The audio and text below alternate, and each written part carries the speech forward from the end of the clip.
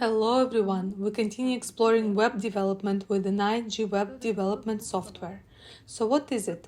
Essentially, web development, whether it's browser-based or related to mobile applications, is now connected to a very wide range of knowledge areas. Every web provider and every hosting service has its own specifics when it comes to security. Every platform, whether it's iOS or Android or some other platform, has its own protocols, and these protocols are constantly changing. With each update, new requirements appear. In general, creating a universal solution that works smoothly across all these systems has become extremely difficult. If things continue in this direction, everything will eventually become too complicated, systems will get confused, and applications will start failing more often. So, where is the way out?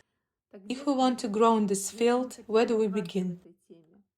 How can we keep up with everything? And even then, is there any guarantee that what we build today will still work in a month or in a year from now? In general, this becomes a complete dead end if we keep thinking in the mindset of text-based programmers. Of course, we cannot do entirely without text code. We will still use JavaScript, PHP, HTML, and CSS, but only to the extent needed to fill the gaps in our wonderful GWeb tool. GWeb development software is a universal platform that allows us not only to build websites, but also with the help of these web applications and various NI tools to control remote computers in a network, monitor certain processes, access databases located on remote servers, and many other things. GWeb is a tool made for process architects. With it, you build logical chains of interaction, support operations, manage, assign, control, and there are many more verbs you could use here. It all depends on the imagination of the creator. Everything else, all the routine tasks, will be handled by GWeb for you. You won't need to deal with the repetitive work of text-based programming. Even the index.html file will be generated automatically. So that's GWeb in a nutshell. I'm not gonna go deeper into technical details right now. We won't dive into complex constructs, protocols, or the inner workings of the IDE, Integrated Development Environment. We'll approach this as users, applying the tool to our specific goals. Just like when we use Excel, we don't care what's under the hood.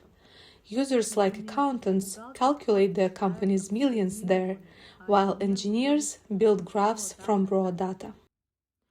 In the previous episode, we built a webcam page, and I promised that in this episode we would add the ability to save new URLs. And of course, you know what a URL is. I open my project.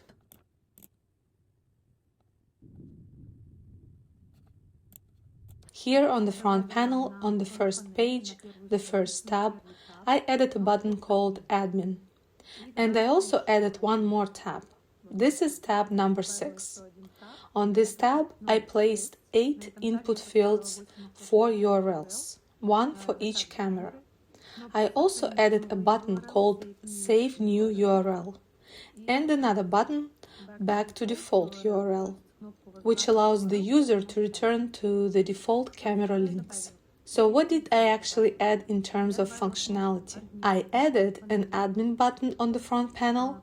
When you click it, you are taken to a page where you can change and save your own URLs for each camera and also restore the default ones. There is also a home button here, which is standard navigation. That's all that changed in the user interface, and it's quite straightforward. Now, when the Save URL button is pressed, all 8 URLs are written into a text file as a comma-delimited string. In other words, it's a single line of text where all values are separated by commas, and in this case, those values are the URLs. And yes, regarding the user interface, there have been some comments about my terrible design. I want to repeat once again, we are not focusing on design here. The goal is to quickly understand the development environment. Design is a separate topic, and we will definitely cover it later. Alright, let me take a quick detour.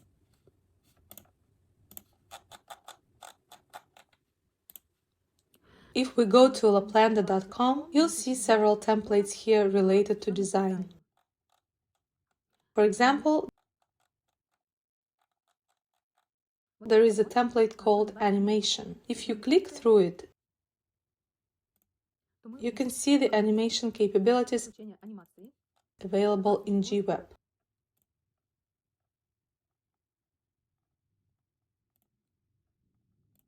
Or, for example, the GUI design template. If you explore it, you'll see different options for building and customizing the user interface. So the tools for creating a good design are there. We're just not focusing on them right now. Once again, I want to emphasize that GWeb was originally created for engineering applications, for control, data acquisition, and coordination of different systems. If your goal is simply to create pages for displaying images or news, then GWeb will be too much for you. Every hosting platform already provides templates that are optimized for that. You can just choose one. Everything is already formatted for images and text. Professional designers have already created layouts with proper structure, spacing, and visual balance. You just insert your content and that's it. You don't need GWeb for that. Alright, let's get back. Let's go to the back panel. I added two event cases. One is triggered when the Save URL button is pressed, and the second one is triggered when the Back to Default URL button is pressed. Let's look at the first case, Save URL. Here we see two functions, Write URL and Read URL. From the path directory, we can see that we are accessing a txt file called url.txt, which is located in the data folder on our hosting server. We also see the write URL function. Here the path points not directly to the txt file, but to an intermediate file, write_url.php. Why do we do this? Let's go step by step. First, where did these functions, read URL and write URL, come from? For this, we created a JavaScript library, and these functions were implemented using JavaScript. You can see the JavaScript file in my project. On the left, it's called livecam.js. When I created the library, I included this file and used it to build my functions. Let's break it down. To read the file, I only need a direct reference to it, and for that I use a very simple structure. This is JavaScript code. You can see window.readURL. This is the name of my function, readURL. As an argument, I use path, which is the path to the file. After that, it's just standard JavaScript code for reading a file. How exactly it works internally, you can always dive deeper with tools like ChatGPT if needed. The next part of the code is my next function, write URL. Here as well, there is standard JavaScript code for writing to a file. It can be either append or rewrite. In our case, we need rewrite, but we use an intermediate file for writing. This file is called write_url.php. Why do we do this? Why don't we write directly using JavaScript? And why do we use a PHP file? Let's take a look at how it looks. Here is our PHP file, which is used together with JavaScript to perform the operation write. We could go deep into theory here and start using terms like security, Apache, iOS protocol versions, and so on. But I'm not going to dive into all that right now. If you're interested, you can explore it on your own. For those who are okay with taking a practical approach, I'll just say this. On some hosting setups and certain iOS versions, I wasn't able to reliably use something like a CSV file. The operation write would simply get blocked due to security restrictions. The same applies to direct writing through JavaScript. It doesn't work consistently across all environments. So to avoid these issues, I chose a more reliable approach: JavaScript, PHP, txt file. Of course, you could make this more complex. For example, use a JSON file or even connect to something like an Oracle database. But for a small application like this, that would be overkill. When choosing an algorithm, I try to keep things as simple and robust as possible. If someone prefers a different approach, feel free to share your thoughts in the comments. So we've now covered how we read and write the file. Let me show you where this file is located.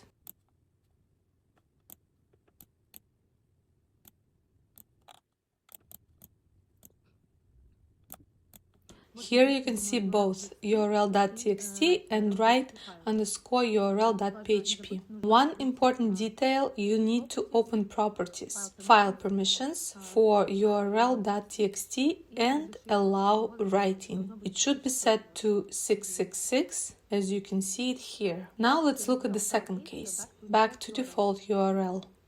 Here we see the same functions we already know, read URL and write URL. We also prepared a file in advance called default_url.txt. I'll open it now so you can see how it looks. Inside we have a comma-delimited string with all our URLs. The first URL goes up to the first comma, then the second one, and so on. How we encrypt and decrypt the string, we'll look at that now as well. I should mention that here we use a sequence structure. Why do we use it? From my experience, it takes a little time to read the file, write it, and then read it again. So just to be safe, I add a small delay here of half a second. And the sequence structure allows me to do exactly that.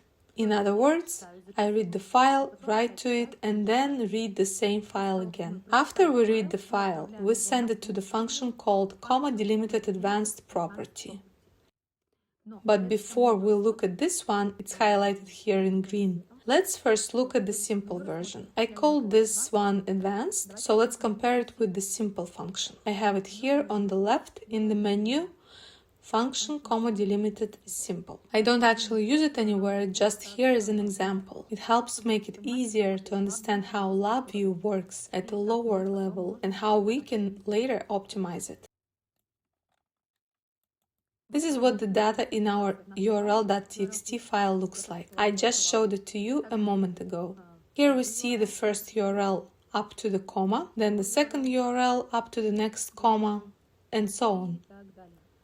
Now we need to split this. How do we do that? We use a very useful function that we rely on all the time, search split string, together with string subset. This function works in the following way. We pass the string into the input and it gives us two outputs. The upper output contains everything that comes before what we are searching for.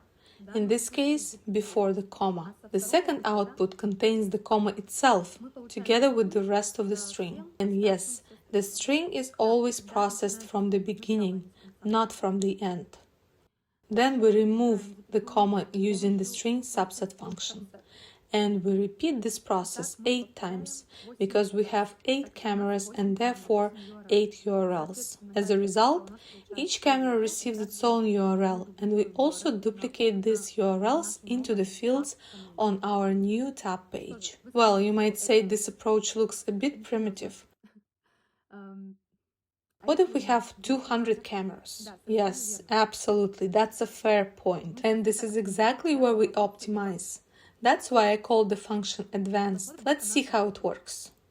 When I run it, we can see that our comma-delimited string is converted into a 1D array. Now let's look at the logic on the back panel. The string enters a while loop, and here we use a shift register. This means that the previous state of the variable becomes the next state in the following iteration. Inside the loop, we again use the familiar functions search split string and string subset. Everything before the comma is extracted and added to the array. Everything after the comma becomes the new input for the next iteration. This process continues in a loop until there are no commas left. As soon as the commas are gone, the empty string condition becomes true, which stops the loop. At that point, the fully formed 1D array is passed to the index array function. From there, we extract each URL by its index, one for each camera, from 1 to 8. Yes, here it's important to understand that the indexes start not from 1, but from 0, so from 0 to 7. That means it doesn't matter at all how many URLs we have, 200, 1000 or more. The structure of our program does not need to change. In this specific case, we have 7 commas. How do I know that? Let me show you. Inside the while loop, I add an iteration counter. Then I place it on the front panel and run the program. And now we can see that there were 7 iterations. That means there were 7 commas in the string. So hopefully that part is clear. I remove the loop iteration indicator, save my function and close it. And yes, you can also see that we use a 2-button dialog here. That's basically it. Well then, let's see my program in action. I open my program from our website, laplanda.com. Applications for startups. Section Startup Applications. I placed it there as a template. By the way, this is one example of monetization. If someone wants to have 24/7 video monitoring of their property on their phone, they can buy it from here. What do we see here? The admin button. I go to the admin page. Here I have fields with the URLs for all the cameras. Now let's check whether the first camera is working. I click enter. The first camera, the one in Philadelphia, is working. I go back. Then I go in as admin. Now I slightly change the URL. I click Save New URL. The system asks Replace URL for all web cameras. I click OK. Now let's see if the first camera is working. I click Enter. No, the first camera is not working now. I go back again as admin. I restore the default state by clicking back to default URL. I changed it back. And now let's check whether the camera works again. Yes, it works. So, in this way, today we created the function for saving URLs in our LiveCam's web application. By the way, using exactly the same algorithm, we can create a simple messenger. I actually have a template of that messenger here as well.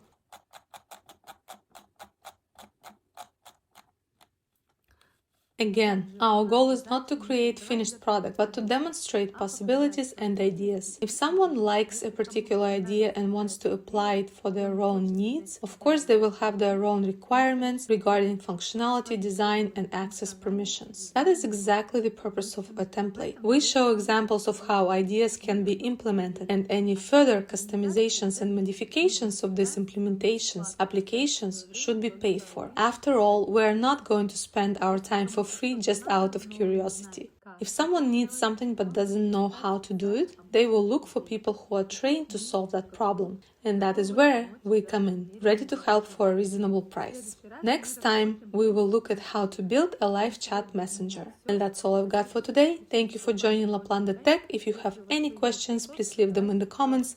If you learned something new today, give this video a like and subscribe to learn more from upcoming episodes.